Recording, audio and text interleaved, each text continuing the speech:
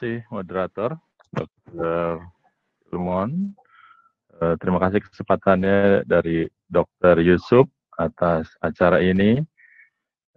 Dan terima kasih sebelumnya Dr. Yusuf dan sahabat saya Dr. Truno, fellow saya bersama Dr. Kumara di Bali. Terima kasih atas perhatiannya seluruh peserta, senior-senior saya, junior-junior saya di Neurointervensi Indonesia. Sebenarnya saya hanya akan merefresh karena tadi sebagian besar sudah diterangkan oleh Dr. Yusuf, gimana endovascular treatment atau bidang neurointervensi dapat membantu penanganan akut stroke, yaitu akut ischemic stroke. Jadi seperti yang kita tahu, stroke adalah pembunuh yang cukup besar setelah cancer.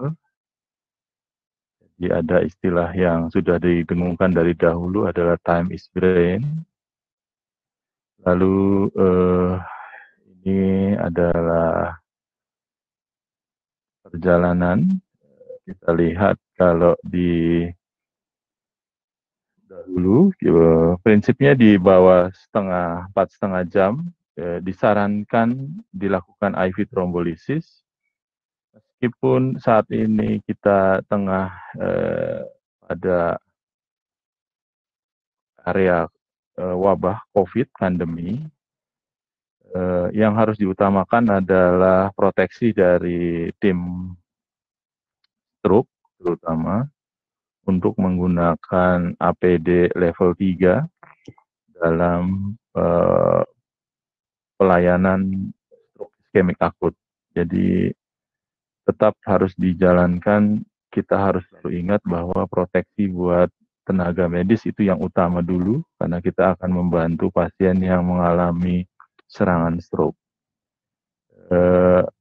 Step-step tetap akan kita jalankan dengan proteksi APD level 3 atau screening COVID yang ketat dari masing-masing rumah sakit. Jadi biasanya jika tidak bisa dilakukan swab atau PCR secara cepat, biasanya ada kriteria yang diberikan oleh tim COVID. Step yang sekarang agak jarang dilakukan adalah pada stroke iskemik akut adalah intraatrial thrombolysis. Berdasarkan guideline yang terakhir, intraatrial thrombolysis masuk level 1A.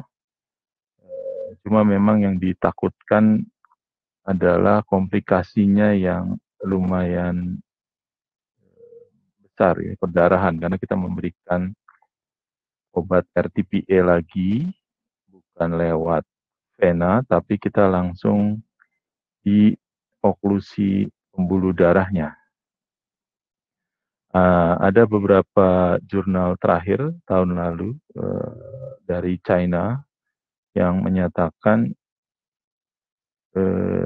tanpa oklusi total tetap disarankan adanya pemberian intraarterial yang dosisnya pun tetap kurang lebih 5 mili sampai 20 mili maksimum RTPA yang boleh diberikan intraarterial pada pasien-pasien yang dilakukan pemeriksaan penunjangnya dulu seperti MRI, MRA atau CT perfusi seperti yang tadi Dr. Yusuf sudah terangkan. Sekarang jatuh ke step ketiga atau mechanical thrombectomy. Ini biasanya dilakukan onset sekitar dulu Mr. Klein menyarankan sekitar 8 jam atau dari beberapa jurnal HIV5 yang tadi disebutkan Dr. Yusuf, kita melakukan kira-kira maksimum di 8 jam onset. Lalu ada penelitian trial yang baru adalah down dan diffuse tree yang menyatakan dapat dilakukan pada onset 6 sampai 24 jam untuk anterior circulation. Jadi ini saya hanya menyimpulkan seperti yang tadi Dr. Yusuf sampaikan sudah, bahwa Mr. Clean, Extend IS, Sweep Prime, Brevascat, atau yang kita biasa disebut Heavy Five, jadi 5 trial besar yang menunjang untuk dilakukannya trombektomi untuk anterior circulation pada acute ischemic stroke pada jam-jam awal, 6 jam onset biasanya seperti itu. Jadi kita lihat spesialinya 33% dibanding 19 yang pada medical therapy, pada XNA-nya 71% sampai berbanding 40%, di Sweep Prime 30 berbanding 35, lalu juga Trace ada 53 versus 42%. Untuk Revascat dan Escape juga dengan timing waktunya hingga 8 jam, tetap trombektomi 44% dibanding 28%, dan untuk Escape yang hingga 12 jam trombektomi 53%, trombektomi hasilnya lebih baik dibanding yang 28 hanya medical management. Ini yang terbaru, Dawn Trial dan Diffuse Tree. Jadi memakai mismatch dari CTP biasanya, perfusion, atau dari MR perfusion juga seperti itu. Jadi ini kita lihat 45% lebih baik dengan trombektomi dibanding hanya 17%. Pada down 49% dibanding 13%. Ya, ini kontraindikasinya seperti tadi Dr. Truno sudah sampaikan. Jadi trombektomi adalah satu kesatuan dalam penanganan akut ischemic stroke yang biasanya kita akan mensupport. Jadi kalau sudah ada cold stroke dari IGD, pasien dilakukan IV trombolisis umpamanya, jika dianggap NIHSS-nya tidak berubah atau klinis masih tetap sama, segera dilakukan pemeriksaan tambahan dengan disesuaikan dengan fasilitas di rumah sakit masing-masing. Contoh NCCT imaging itu yang umumnya dipakai untuk seluruh kasus yang dicurigai stroke, lalu dapat dilanjutkan dengan MRI yang akan kita lihat diffuse weight DWI dan PWI-nya akan kita nilai, atau rumah sakit yang mempunyai fasilitas CT angio dan CT perfusi itu akan mungkin lebih baik menunjang diagnostik untuk stroke iskemiknya. Umpamanya di fasilitas rumah sakit hanya mempunyai mesin CT scan, setelah dilakukan CT scan polos tidak tampak perdarahan atau infak luasnya belum tampak, onset masih di bawah 4,5 jam, disarankan tetap dilakukan intravenous trombolisis. Setelah itu, jika dalam pemberian umpamanya dalam pemberian RTPS 50% masuk tidak ada perubahan NIHSS, mungkin bisa dipikirkan untuk melakukan CT angio dan CT perfusi jika fasilitas itu ada, atau ditunggu intravenous trombolisisnya selesai sambil dipikirkan apakah pasien harus dirujuk ke fasilitas yang mempunyai dokter intervensi, neurointervensi, ada ruangan cath lab-nya, seperti itu. Jadi ini seperti yang kita tahu, kerusakan neuron dan sinap jika kita makin memperlambat penanganan. Ini contoh intraatrial trombolisis pada basilar, meskipun secara imaging kita lihat dia berhasil, namun outcome belum tentu berubah karena makin lama kita melakukan tindakan, makin telat kita melakukan, outcome-nya akan makin kurang baik. Jadi pada fasilitas-fasilitas rumah sakit yang cukup baik, yang mempunyai CT scan dan MRI umpamanya, mungkin dapat dipikirkan untuk menilai lebih jelas dulu pembuluh darahnya segimana terganggu. Lihat kan, ini Happy Five, trombektomi, Mr. Clean, down trial 3. Ini contoh-contoh alat yang digunakan untuk melakukan trombektomi. Mungkin dari 3 yang terakhir kita hanya bisa di Indonesia yang ada adalah stand retrieval, yaitu dari Trevo, ada Solitaire, ada Catch, ada 3 atau 4 merek. Lalu untuk suction aspiration hanya saat ini masih hanya ada Penumbra, Penumbra Suction yang merupakan sponsor kita hari ini. Contohnya seperti ini yang seri lama setahu saya, karena yang seri baru sudah tidak seperti ini. Lalu stand retriever yang dikenal di Indonesia kita Solitaire, Trevo, Catch. Ini adalah scoring TG, thrombolysis in cerebral infarction, TG0, TG1, TG2A, TG2B, dan TG3. Jadi angka keberhasilan rekanalisasi. Ini grade-grade-nya. Ini salah satu contohnya, MCA kanan, oklusi. Jadi kami di Rumah Sakit Pusat Otak, pasien-pasien dengan stroke iskemik akut, biasanya dilakukan CT scan standarnya. Jika tidak tampak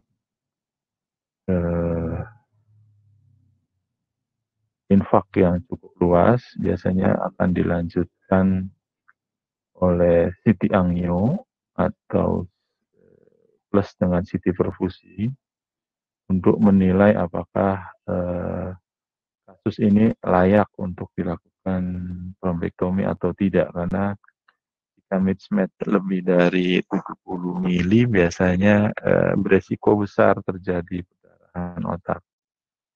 Ini alat retriever yang dipakai. Ini kita menggunakan suction, Penumbra aspiration. Kita lihat trombus yang terambil sangat jelas, besar, seperti gumpalan ya, yang darah. Ini untuk basilar occlusion, jadi pada sistem posterior,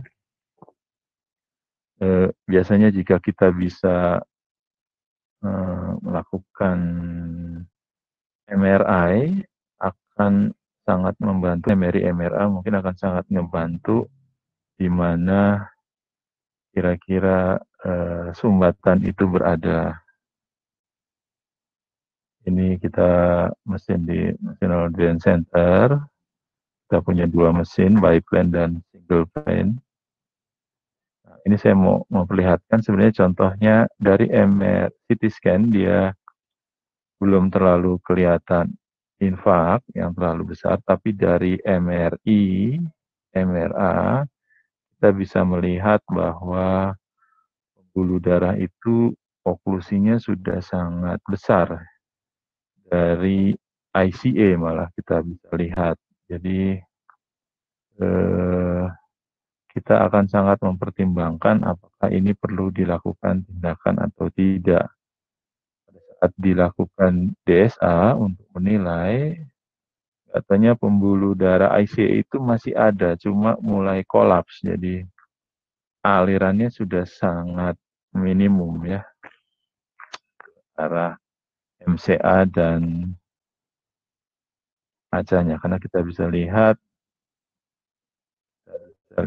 AC kiri, kemungkinan besar karena kolateral sistem dari eee, sisi kanan, namun kita tidak bisa melihat atau tidak tervisualisasi IC left ICA dan left MCA.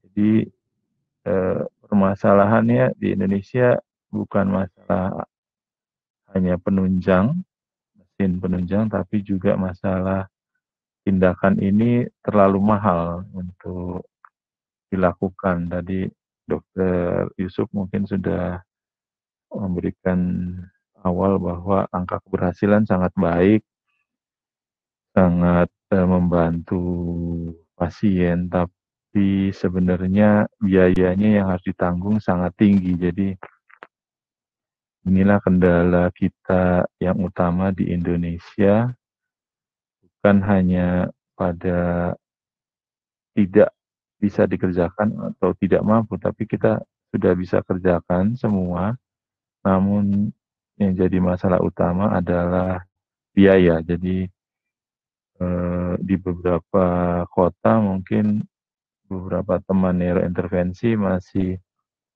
lebih sering mengerjakan intraatrial trombolisis umpamanya. Tapi ada juga yang jika jaminannya asuransi, contohnya, trombektomi sangat mechanical trombektomi dengan alat apapun, penumbra suction atau stent retrieval, sangat mungkin dikerjakan. Tapi yang memang jadi kendala adalah cost-nya, biayanya. Jadi setelah trial yang terbaru, down trial dan diffuse 3 yang sangat membantu penunjang pada stroke iskemik akut. Jadi waktu untuk dilakukan trombektomi agak lebih panjang, bisa sampai 16 sampai 24 jam, tapi pemeriksaan penunjangnya yang harus dilakukan cukup besar biayanya karena CT angio dan CT perfusi juga tidak semua rumah sakit mempunyai fasilitas, ataupun umpamanya MRI perfusi bisa dikerjakan atau tidak. Jadi umumnya mungkin kita hanya bisa kerjakan adalah CT scan polos untuk melihat adanya tanda-tanda oklusi pembuluh darah besar atau tidak, seperti mungkin MCA sign ya, pada CT polos biasanya sudah mulai terlihat,